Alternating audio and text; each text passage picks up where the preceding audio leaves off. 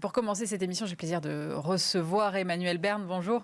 Bonjour Aurélie. Vous êtes directeur des études chez Even. Vous venez régulièrement me voir avec des études. Et là, cette fois-ci, on s'intéresse à l'édition 2024 de TikTok Culture, qui évidemment s'intéresse aux tendances sur ce réseau social. J'ai intitulé cette conversation TikTok 10 ans, l'âge de raison. Bon, en fait, c'est pas vraiment TikTok qui a 10 ans, c'est ça, Emmanuel, c'est Musical.ly finalement. C'est ça, c'est depuis 2014, Musical.ly en 2014, Musical.ly est sorti, donc ça fait 10 ans depuis la date de sortie de Musical.ly. Et comme Musical.ly, c'est l'ancêtre de TikTok, c'est vrai qu'on peut considérer que ce type de plateforme existe depuis une dizaine d'années. Mais TikTok, en tant que tel, la marque TikTok, c'est plutôt 2018 en France. Est-ce que aujourd'hui, on a quand même suffisamment de recul pour se dire que voilà, on arrive à un certain âge de la maturité de cette plateforme?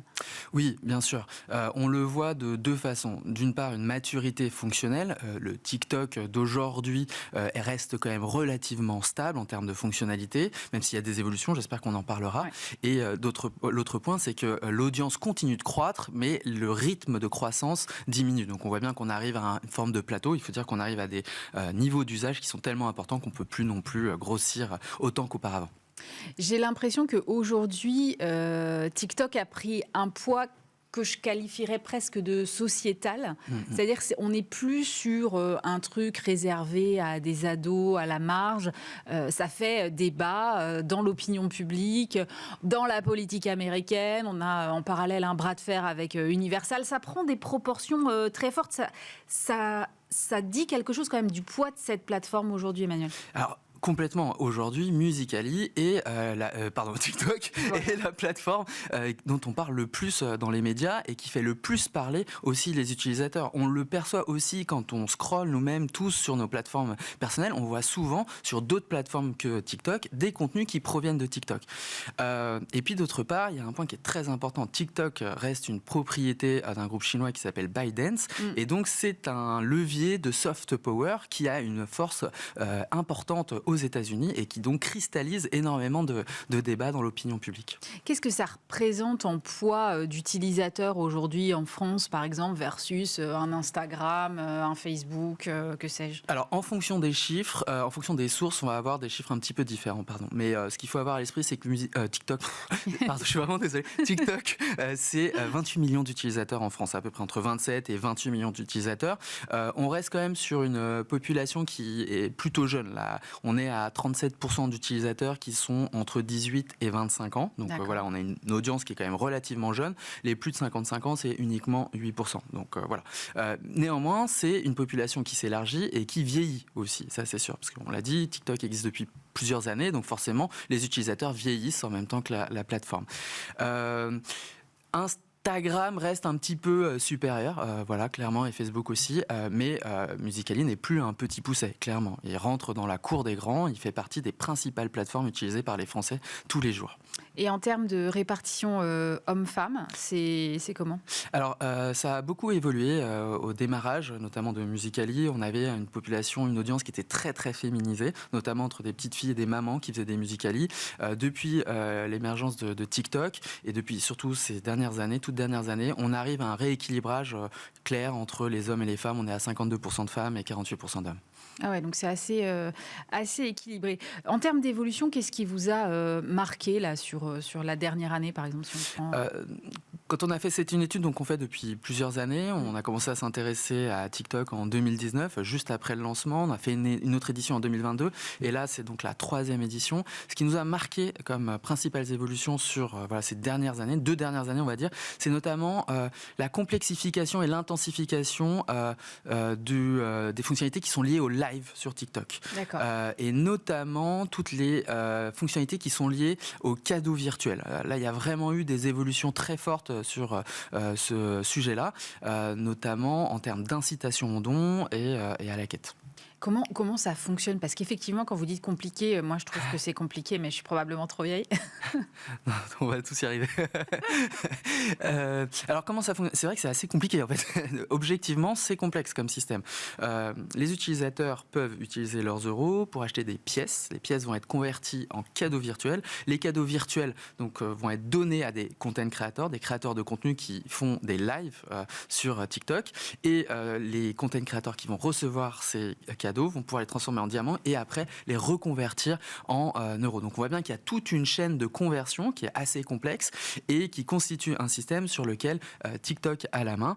Et voilà, c'est assez complexe. Et c'est avec ça aussi que TikTok se rémunère ? Tout à fait, tout à fait. C'est ça qui différencie, de mon point de vue, énormément TikTok des autres plateformes. C'est que TikTok a une palette de fonctionnalités et d'usages qui est plus large que d'autres plateformes, avec notamment ce système de dons en live, notamment principalement en live, la partie plutôt fonctionnelle classique, c'est-à-dire consommation de contenu qui est à l'origine de TikTok.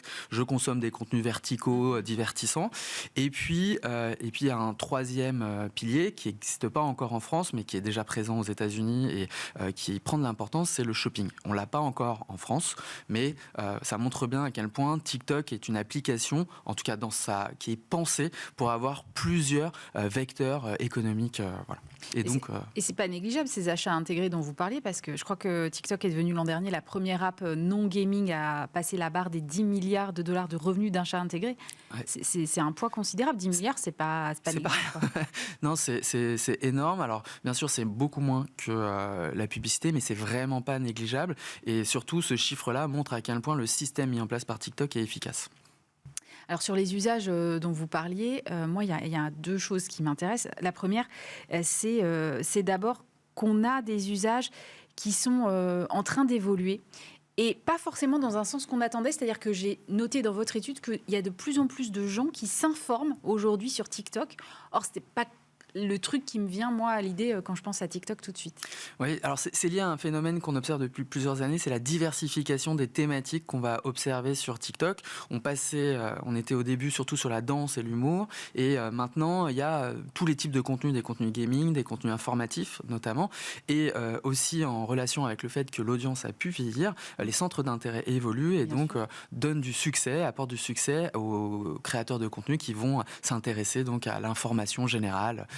Voilà. Et par ailleurs, il y a un autre phénomène à prendre en considération, c'est que sur les autres plateformes, et notamment Meta, il y a clairement un mouvement qui va vers la diminution de la part des informations présentes sur ces plateformes, alors que c'est tout l'inverse sur TikTok. Donc voilà, c'est intéressant de voir deux tendances qui sont contradictoires finalement. Ah ouais, c'est des stratégies complètement opposées. En effet. Alors, il y a une deuxième tendance qui m'a interpellée aussi, c'est que TikTok est de plus en plus utilisé comme un genre de moteur de recherche. Qu'est-ce qu'on va chercher sur TikTok aujourd'hui, Emmanuel ? Alors, il faut faire attention à ça parce que c'est de plus en plus utilisé comme moteur de recherche, mais c'est aussi parce qu'il y a de plus en plus d'utilisateurs de TikTok. Et il y a une mise en avant sur la plateforme du moteur de recherche. Donc, mécaniquement, les gens utilisent plus le moteur de recherche. Après, et ça devient un moteur de recherche important dans les usages. Néanmoins, ça reste cantonné à certains types de recherches principalement, notamment des recherches qui sont liées, on le voit dans certaines études, à les recettes de cuisine, les do-it-yourself, et puis les tips divers et variés. Voilà, c'est ce genre de choses. Mais on ne fait pas des recherches, on va dire, pour les études. Vacances destination aussi, restaurant, ce genre de choses aussi. Mais ça reste quand même dans l'univers des loisirs. Voilà. Ok. Sur les évolutions à venir, est-ce que vous avez déjà des idées de tendance ? Est-ce qu'il faut regarder peut-être du côté de l'Asie, évidemment ? Oui, alors nous, on aime beaucoup regarder ce qui se passe sur la version chinoise de TikTok qui s'appelle Douyin pour essayer d'anticiper quelles sont les nouvelles fonctionnalités qui vont arriver sur TikTok. Et on a identifié deux, notamment, une plus forte visibilité donnée aux commentaires. Là, d'un point de vue fonctionnel, on va donner plus de visibilité, c'est-à-dire que les commentaires vont s'afficher potentiellement sur les contenus vidéo. Ah oui, on sera plus obligé d'aller les chercher en bas comme on fait aujourd'hui. Plus besoin de cliquer. C'est une possibilité, je suis pas médium, mais ça existe en Chine. Et la deuxième fonctionnalité intéressante, ou deuxième évolution intéressante, c'est la transformation de TikTok comme une plateforme de divertissement qui va s'adresser à tous les écrans. C'est ce qu'on voit en Chine. Il y a à la fois un côté contenus verticaux et un contenu côté horizontaux, notamment pour pouvoir regarder ces TikTok sur sa télévision. C'est un peu ce qu'on peut appeler une Netflixisation, pardon du terme horrible, de la plateforme pour devenir, on va dire, plus uniquement restreinte à une consommation sur mobile. Est-ce que ça va arriver ou pas ? En tout cas, on a des indices qui montrent que TikTok va inciter à la production de contenus verticaux, notamment pour des contenus type séries, ce genre de choses qui pourraient arriver un jour en Occident. Et tout à l'heure, vous me parliez du shopping. C'est Ouais. une fonctionnalité qu'on pourrait voir arriver aussi, parce que j'imagine que ça va intéresser les marques.